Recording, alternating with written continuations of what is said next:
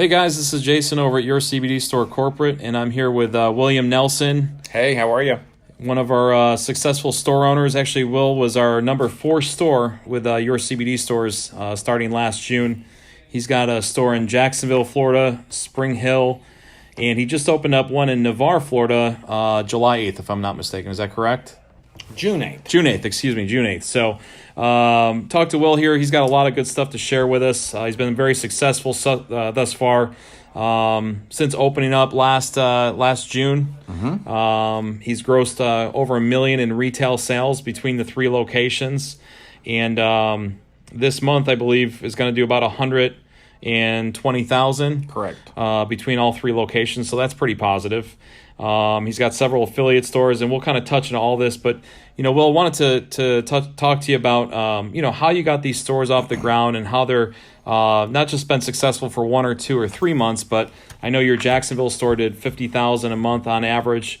Your Spring Hill store is doing about $30,000 on average, and your Navarre store that just opened up last June is going to do over $40,000 this month. So those are pretty consistent numbers that are very successful, obviously, and obviously that makes for a pretty healthy revenue. So we'd like to just kind of pick your brain today and see if you could, kind of give some of the other owners some advice and some suggestions. I know everybody's trying to learn something new, but how did you get those stores off the ground so quickly?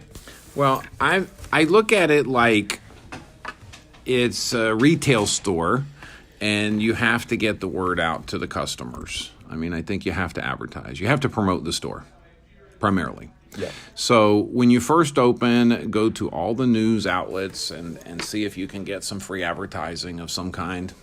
And don't just email each news station one time. Email every reporter a couple times. And then work with billboards. We've done print. I've done radio. I go on the radio sometimes and talk about what's new in CBD as part of the radio contract. And we spend about 10% of the revenue for each store goes back into advertising to build the store. Excellent. So you're going to do $120,000 this month between all 3. So that means you're going to spend how much you think on advertising this month, Will? $12,000 to $15,000. $12,000 to $15,000. Yeah, that's pretty strong. And I know you said that when you got those stores off the ground, you emailed the newspapers. Now I'm pretty sure that we have on the intranet there's a template that you can use. Did you use that template? I did use the template, and I just followed it exactly. Great. And so you sent that to every editor that you could possibly find? I sent it to every reporter. I go to the TV station, and then they break it down even further, and usually they'll give you the email of every reporter. So every news channel's different, but the more you get it out there, the better chance you have of somebody picking it up. Nice. And you got into the news a couple times. A couple times, yeah. Okay. Navarre got into the news on the newspaper, and then Jacksonville Beach got in the news twice. Great. Now, in some markets, it's tougher to get that coverage, just because depending on how busy the towns or cities are. Did it take you a while to get into some of these papers and media outlets, or did it happen instantaneously? Well, you have to send it out more than once, I think, and then finally somebody just called. Excellent. But just don't give up. Keep doing it. But then you have to be proactive. You have to take your future into your own hands. I feel like I didn't want to be a sole store owner-operator, where I felt like I'm working all these hours and I'm in here 7 days a week and this is my life. It's great, but I want to own multiple stores. Right. And to do that, you can advertise and get enough people to come in to where you can hire good people to work in the stores that will take care of the store for you. Yeah, so because you live currently in the Pensacola area, right? Yeah, my stores are a long way from me. So, they're a little bit of a drive, aren't they? I wouldn't recommend that entirely because the driving is a hassle. One's 6 hours away, one's 7 hours away. And I just told Tony I wanted to put one. Well, I won't be driving to that one. It would be about 15 hours away. So these stores, obviously you're very involved in the Jacksonville store right from the beginning, remember? Yeah, and I learned a lot. And the other ones, I wasn't as involved in working in them as much, just teaching. And once you get one going, it's easy to duplicate it if you do it right. Right, okay.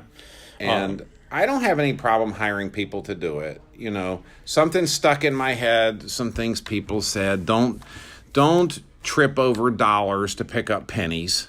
And that means a lot. Like, don't be so cheap with advertising that you don't have any customers that come in. You got to spend money to make money. You have to spend money to make money. So, I mean, that being said, I mean, the fact that you're able to successfully run 3 stores and be literally... My life is great. I was in a business before where I worked a lot of hours. I had a lot of stress. You and I were just talking about waking up with cold sweats and nightmares, having fears that we have to go back into this other business again. No. My life is getting up in the morning and walking 10 steps once I get out of the shower and leave the master suite and go in the kitchen, and I sit down with my computer and I order for the stores and I talk to them on WhatsApp or on the phone. And I visit the stores about monthly, for the most part, and stay in contact with them. Excellent. And then, so let me ask you this, talking to a couple owners, how soon did you hire help? How long did you wait to get before help? the store opened. Before the store opened. Yeah, and a lot of people do that, and I see it. And some people will be like, well, when I can afford it, I'll get more help. And I get it. I understand it. So I'm not telling you to spend money you don't have, but you have to get out of that scenario as quick as you can. Right. Because your brain is much open to ideas and advertising when you're being creative. I think the owner's job is to promote the store and to grow the business, in my opinion. Right. I mean, I wait on customers, and I love it. I enjoy it. Last week helping customers in there, and people come. You know what it's like. Sure. The relief that they get when they use the products. But it's I'm challenged by growing the business, and it's fun, and it's very lucrative. And if you don't have any affiliates, you should. Right, and we're going to touch on that here in a second because Will's already smiling about that. Yeah. But going back to hiring people. Now, when you first started, you went somewhere for training, didn't you? I did. I went to 2 stores, Bradenton and Sarasota. You didn't really spend have a day in each one, huh? You didn't have too much of a pick at that point in time. No, I think that was only it was 2 either that or rolling. go see Tony in Alabama. Right. And so yeah. Now, did you bring somebody with you for training? I did. The person that was going to be working in that store, I had already had that person picked out. Excellent. So you hired ahead of time, and for every store I've opened, I hired ahead of time. And I had it ready. I didn't want to be in a situation to where I had to be the one who had to be there to unlock the door.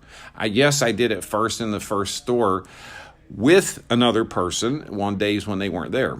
But outside of that, no. And then immediately, I think we hired a second person right off the bat. Excellent. I looked at it like this store is supposed to do what Bradenton did. And Bradenton did 50 or 60,000 the first month, and then by the time I got into it was up to 80,000. So I looked at it like this has to do 50,000. So I based the budget upon that. And I think that's part of it.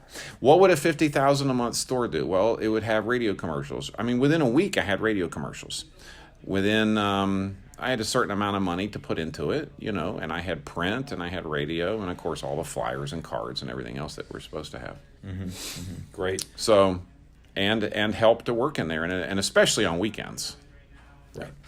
Now, as far as hiring people, you said you've had some pretty good success with getting good people in there, and that kind of goes with. I mean, everybody's market is different as far as pay goes. Mm-hmm. I don't think you can pay the minimum. Right. I think every area is different. So you know what the minimum is, and sometimes that's where tripping over dollars to save pennies can really hurt you. Right. Because if you don't pay them enough, you might not have someone you can trust. Right, and you're running all these stores basically remotely now, so you just... Totally. Yeah. I mean, one's 2 miles from my house, but I went in there a couple hours last week, right, a couple times. Right. But that was it. Now, as far as with the employees, what's your average ticket price in your stores, would you say?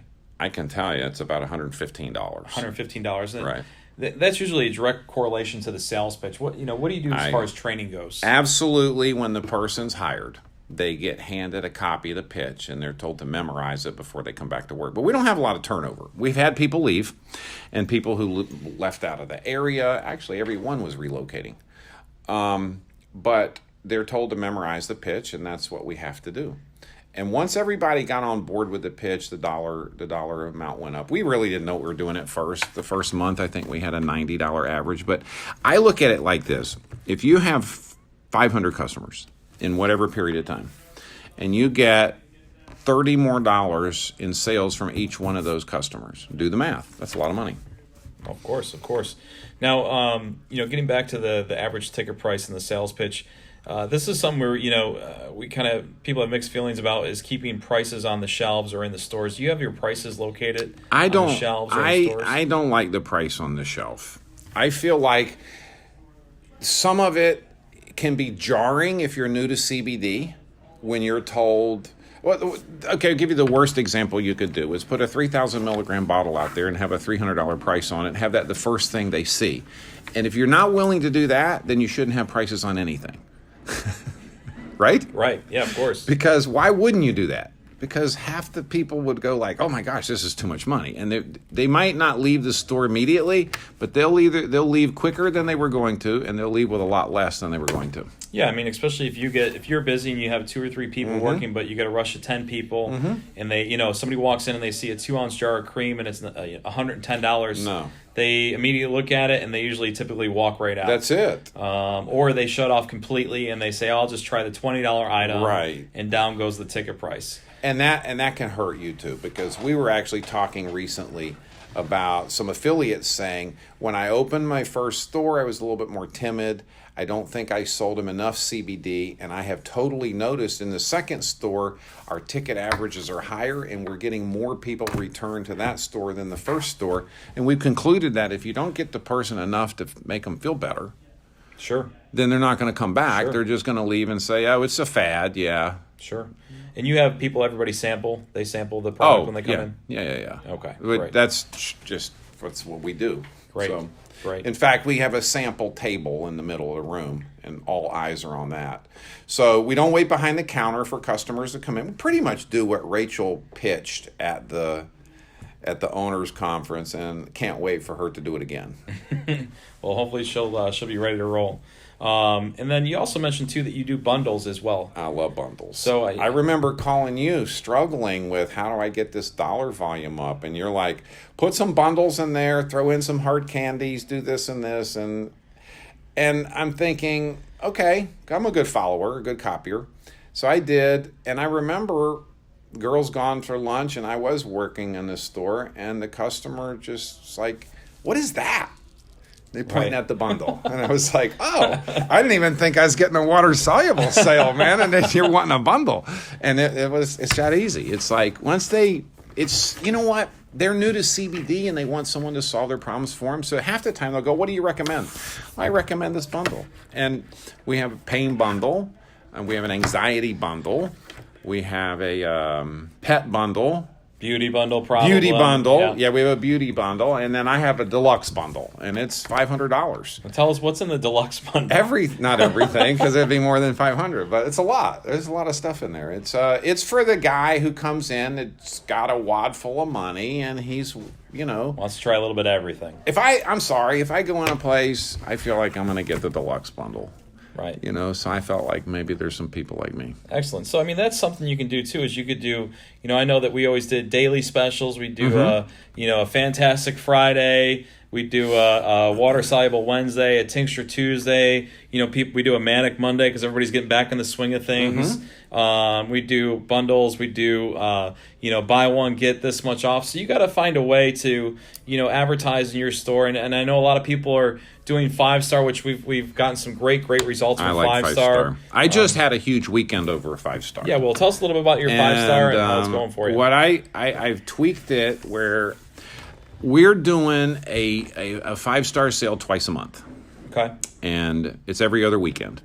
So on one weekend, we'll do 20% off and free gummies. In this case, we did the 100 milligram bags of small gummies. Yeah. And then we might do buy 2, get 1 free with no gummies on an alternative weekend. And I'll tell you, if you cut it back too much and you get too greedy and you don't want to have sales, they will just go somewhere else.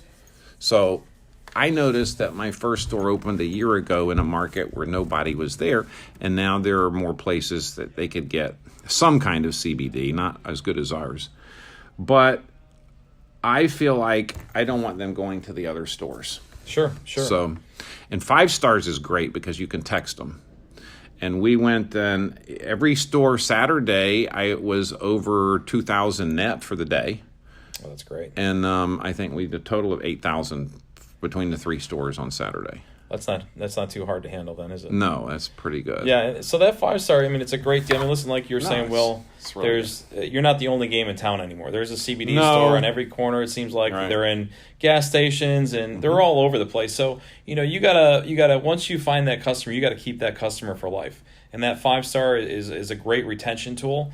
So if you're not on it, obviously we recommend that you try it out. The first 30 days are free. If you don't like it, you can cancel it. But we've according to a lot of our store owners, we've seen a lot of success.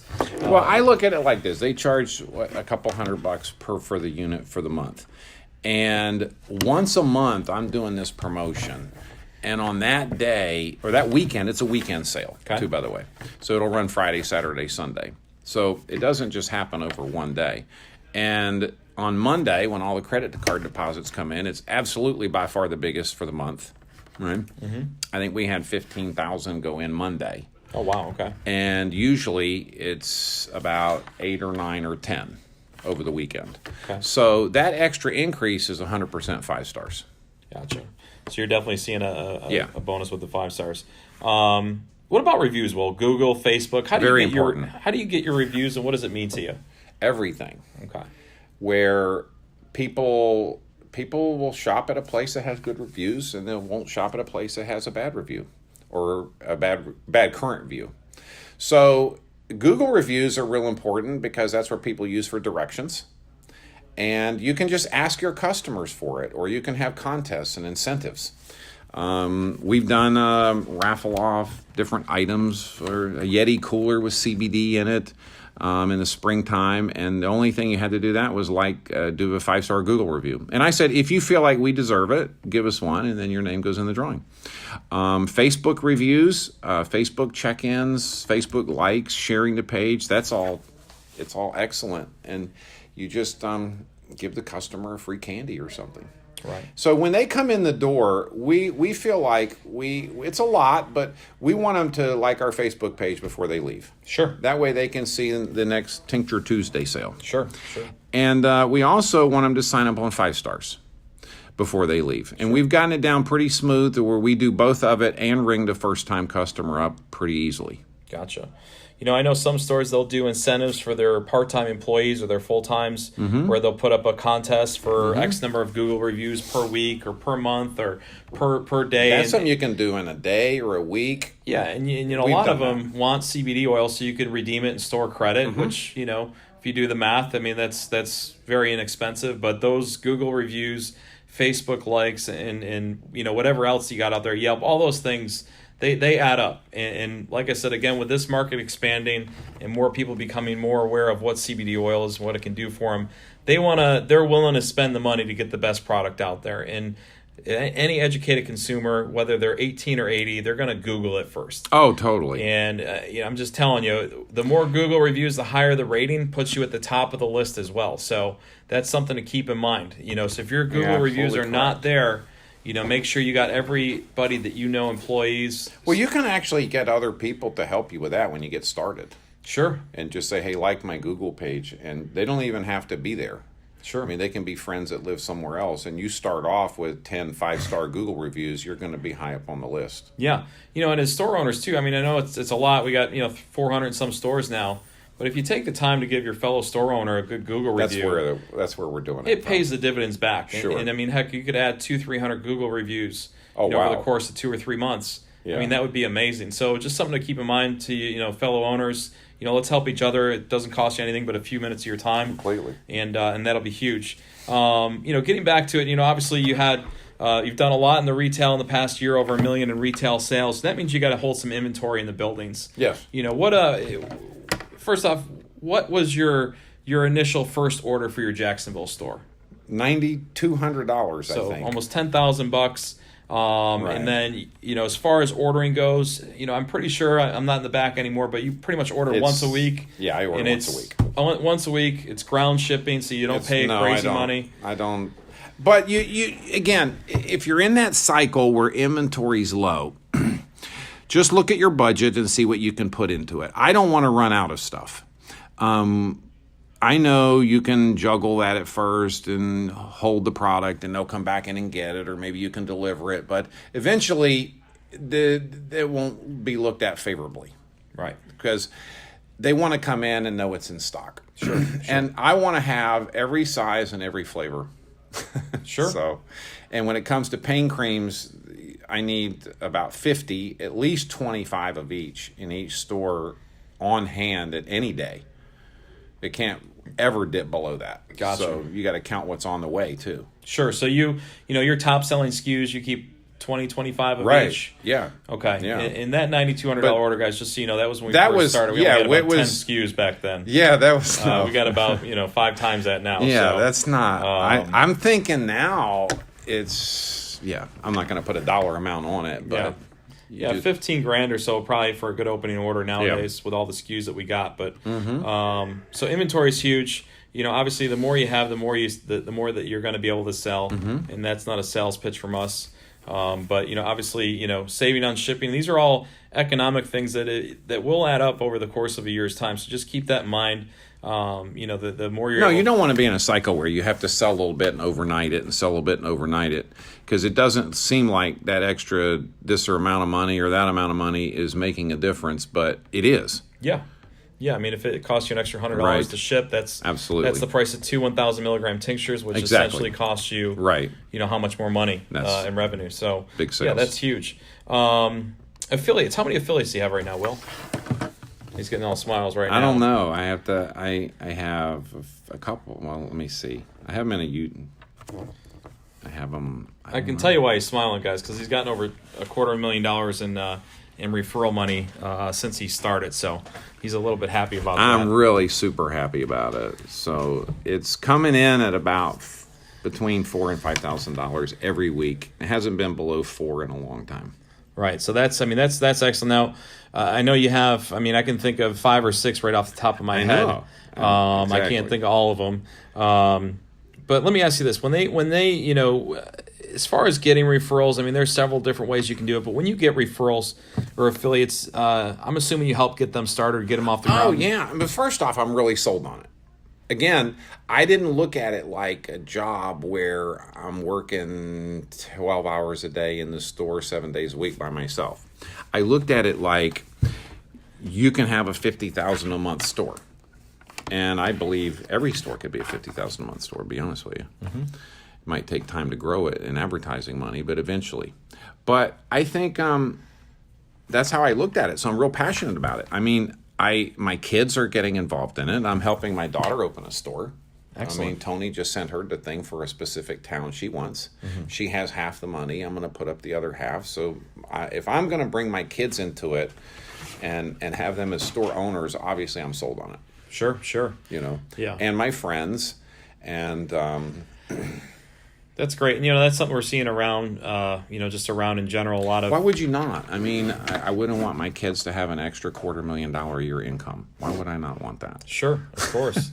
Yeah, we see it bringing families together again. It's crazy. Kids get to work with their parents. I mean, it's just a good deal all the way around. Yeah. So, and I know that your affiliates are, they're successful. I'm assuming that a lot of that comes from just kind of mirroring what you're doing. They come in for training. But they came into the store. I didn't say I required. I said, look, this is what I did, so I assume this is what you're going to do. Come to my store and spend at least a full day. We picked the busiest day of the week. Most of them came in for a couple days. Sure. And we sat in the back, and they got to interact with customers, and then I taught them every part I knew about the business, how to order, where to advertise, where to buy the furniture. I gave them copies of my everything I bought on Amazon so they could just find where to get the bags, to whatever's needed for the business. Sure. And taught them everything I knew about it, where hopefully it was really easy. Yeah. Like somebody did for me, and it works. Excellent. Now, I'm assuming touch a couple more things. Location of stores, Very important. Very important, right? Really super important. And this is what I'm seeing, and this is when you have multiple things lined up against you is where you're not in where the location you want because you were somewhere cheaper, and then you don't have enough money for inventory, and you don't have enough money to advertise, and you don't have any employees.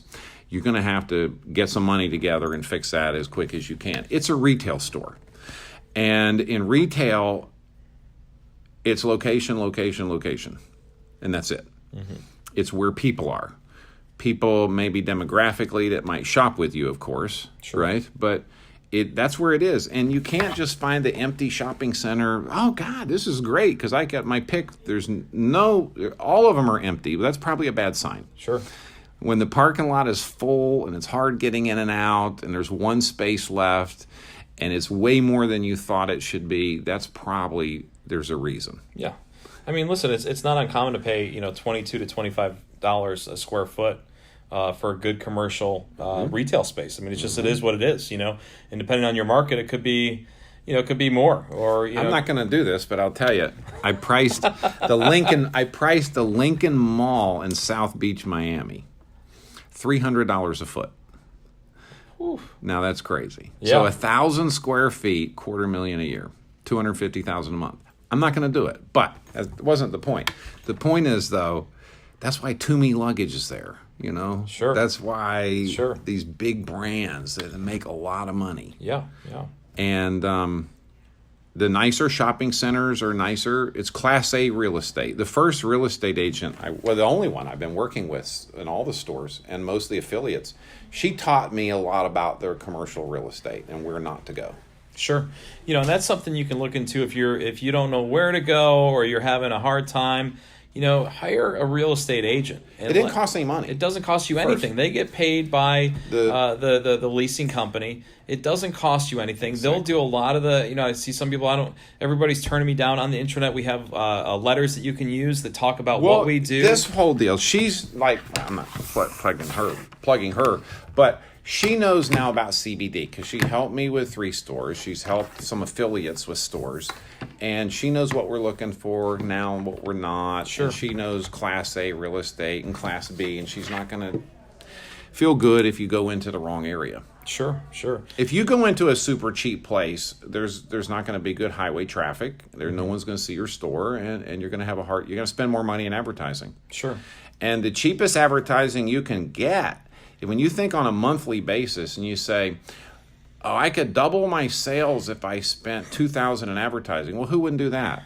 Well, that's all a good rent check is. It's $2,000 more. So if you're paying $700 or $800 for a store, maybe you should keep that store and go put one else in a place that's $2,500 a month, and you can have a $50,000 or $75,000 a month store. Yeah, I mean, and that's the rule of thumb is that it takes money to make money, and location is everything. Totally. The interior of your store. We have obviously several different things online to help you out with paint codes and furniture and things like that. We're going for a high-end spa boutique feel when these customers walk in, so they have to feel that way. So I mean, you can't go cheap on the inside. It's got to look good. You don't have to spend $1 million, but you got to spend some money to make that store look good on the inside and the outside. I know that your Navarre store that just came out, you said that's your flagship store. Oh, it's beautiful. It's beautiful. If you get a chance, go. I think he's got some pictures posted on Workplace, and you can check those out. It's a gorgeous store. It just opened up. I mean, it's going to do over $40,000 its first full month in business, the first full 30 days. So again, this is for if you're struggling as a store owner and you're not where you want to be. We just did an interview with Crystal Nugent a few weeks ago. Mr. Will Nelson here, very successful in our business, has 3 stores right now, is working on number 4. And I mean, he's going to do well over $1 million in retail again this year. And referral money, sky's the limit. So again, as always, we're always here to help out any way possible. That is true. The company does support you completely. Thank you. The owner's first policy, it works. And it is an owner's first policy. Marcus has stores. Tony has stores. We're all involved in it, and we want to make sure anything that we do is good for the owners, because happy owners make happy retail customers, and that's what we want. So if there's anything you guys ever need, you can always email us, Jason at cbdrxforyou.com, Marcus, same at cbdrxforyou, or Tony, or customer support. and we're always there to help you out. But Will, I'd like to thank you for coming in and sharing some knowledge with us today. Thanks. And until next time, guys, hey, don't forget we got the Owners Conference coming up September 12th. It won't be to disappoint. It's going to be amazing. We got a lot of good stuff planned. You'll be probably hear from Will and some other great store owners right now. So other than that, guys, stay tuned, and we'll talk to you shortly. Thanks. Bye.